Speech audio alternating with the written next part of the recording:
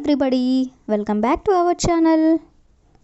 జనరల్గా మనం మన డైలీ లైఫ్లో చాలా రకాల వర్డ్స్ అండ్ సెంటెన్సెస్ని యూజ్ చేస్తూ ఉంటాం కదా. సో అలాంటి వర్డ్స్ అండ్ సెంటెన్సెస్లో నుంచి నేను కొన్ని వర్డ్స్ తీసుకొని వాటికి సంబంధించిన కొన్ని ఎగ్జాంపుల్ సెంటెన్సెస్ అనేవి ఇంగ్లీష్లో ఎలా చెప్పాలో నేను క్లియర్గా ఎక్స్ప్లెయిన్ చేస్తాను.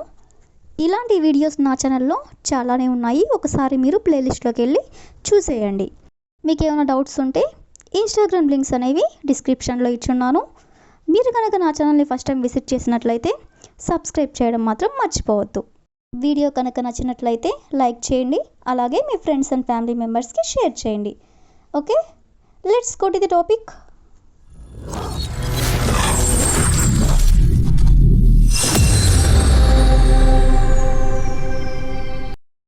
ఫస్ట్ సెంటెన్స్ ఒకసారి చూడండి. నీకు అనుమానించే అలవాటు ఉంది. అదేవిధంగా నీకు ఆలస్యంగా వచ్చే అలవాటు ఉంది. అంటే ఈ టూ సెంటెన్సెస్లో కూడా అంటే ఏదైనా ఒక అలవాటు నీకు ఉంది అని మనం ఇలా చెప్పాలనుకున్నప్పుడు ఇలాంటి సెంటెన్సెస్ని ఇంగ్లీష్లో ఎలా చెప్పాలో మరికొన్ని ఎగ్జాంపుల్ సెంటెన్సెస్ ద్వారా తెలుసుకుందాం. సో ఫస్ట్ వన్, నీకు ప్రజలని సరిదిద్దే అలవాటు ఉంది. అంటే ఎవరైతే తప్పు చేస్తారో దాన్ని కరెక్ట్ చేసే అలవాటు నీకు ఉంది అని. దీన్ని మనం ఇంగ్లీష్లో you have a habit of correcting people. You have a habit of correcting people అంటే నీకు ప్రజలని సరిదిద్దే అలవాటు ఉంది అని. అదేవిధంగా నెక్స్ట్ వన్, నీకు ఎక్కువగా ఫిర్యాదు చేసే అలవాటు ఉంది. నీకు ఎక్కువగా ఫిర్యాదు చేసే అలవాటు ఉంది అని చెప్పాలనుకున్నప్పుడు you have a habit of complaining too much. You have a habit of complaining too much అంటే నీకు ఎక్కువగా ఫిర్యాదు చేసే అలవాటు ఉంది అని. అదేవిధంగా నెక్స్ట్ వన్, నీకు ఘర్షణను నివారించే అలవాటు ఉంది. ఘర్షణ అంటే కాన్ఫ్రంటేషన్ అంటే ఘర్షణ. నీకు ఘర్షణని నివారించే అలవాటు ఉంది అని చెప్పాలనుకున్నప్పుడు you have a habit of avoiding confrontation. You have a habit of avoiding confrontation అంటే నీకు ఘర్షణని నివారించే అలవాటు ఉంది అని. అదేవిధంగా నెక్స్ట్ వన్, నీకు ఇతరులలో మంచిని చూసే అలవాటు ఉంది. నీకు ఇతరులలో మంచిని చూసే అలవాటు ఉంది అని చెప్పాలనుకున్నప్పుడు you have a habit of seeing the good in others. You have a habit of seeing the good in others అంటే ఇతరులలో నీకు మంచిని చూసే అలవాటు ఉంది అని. అదేవిధంగా నెక్స్ట్ వన్, నీకు అతిగా ఆలోచించే అలవాటు ఉంది. అంటే ఎక్కువగా ఆలోచించే అలవాటు ఉంది అని మనం చెప్పాలనుకున్నప్పుడు you have a habit of over thinking అంటే ఎక్కువగా ఆలోచించడం.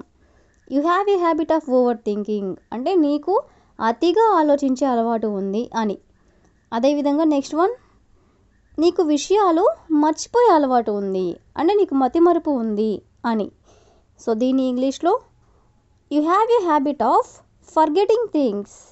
You have a habit of forgetting things అంటే నీకు విషయాలు మర్చిపోయే అలవాటు ఉంది అని. అదేవిధంగా నెక్స్ట్ వన్, నీకు ఆలస్యంగా వచ్చే అలవాటు ఉంది అంటే లేట్గా వచ్చే అలవాటు ఉంది. దీన్ని ఇంగ్లీష్లో you have a habit of arriving late అంటే లేట్గా రావడం. నీకు అలవాటు ఉంది అంటే you have a habit of arriving late. So ఈ విధంగా మనం అలవాటు ఉంది అనే వర్డ్ని తీసుకొని దానికి సంబంధించిన కొన్ని ఎగ్జాంపుల్ సెంటెన్సెస్ అనేవి చూసాం కదా. నెక్స్ట్ సెంటెన్స్ ఒకసారి చూడండి. నిన్నటి నుండి నేను ఆగి మాట్లాడుతున్నాను. అదేవిధంగా హీటర్ ఆగి పనిచేస్తుంది అంటే ఆగి అనే వర్డ్ని తీసుకొని దానికి సంబంధించిన కొన్ని రిలేటెడ్ ఎగ్జాంపుల్ సెంటెన్సెస్ అనేవి చూద్దాం. సో ఫస్ట్ వన్, ఉదయం నుండి ఇంటర్నెట్ ఆగి వస్తుంది అంటే ఇంటర్నెట్ ఆగి వస్తుంది అని చెప్పాలనుకున్నప్పుడు the internet has been cutting out on and off since this morning. The internet has been cutting out on and off since this morning అంటే ఉదయం నుండి ఇంటర్నెట్ ఆగి వస్తుంది అని. అదేవిధంగా నెక్స్ట్ వన్, నాకు నిన్నటి నుండి తలనొప్పి ఆగి వస్తుంది. నాకు నిన్నటి నుండి తలనొప్పి ఆగి వస్తుంది అని చెప్పాలనుకున్నప్పుడు I have had a headache on and off since yesterday అంటే నిన్నటి నుండి. I have had a headache అంటే నాకు తలనొప్పి వస్తుంది. ఆన్ అండ్ ఆఫ్ అంటే ఆగి. సిన్స్ ఎస్టర్డే అంటే నిన్నటి నుండి. అదేవిధంగా నెక్స్ట్ వన్, 3 గంటలుగా విద్యుత్ సరఫరా ఆగి ఆగి వస్తూనే ఉంది. అంటే కరెంటు ఆగి ఆగి వస్తుంది అని. సో దీని ఇంగ్లీష్లో the power supply has been fluctuating on and off for 3 hours.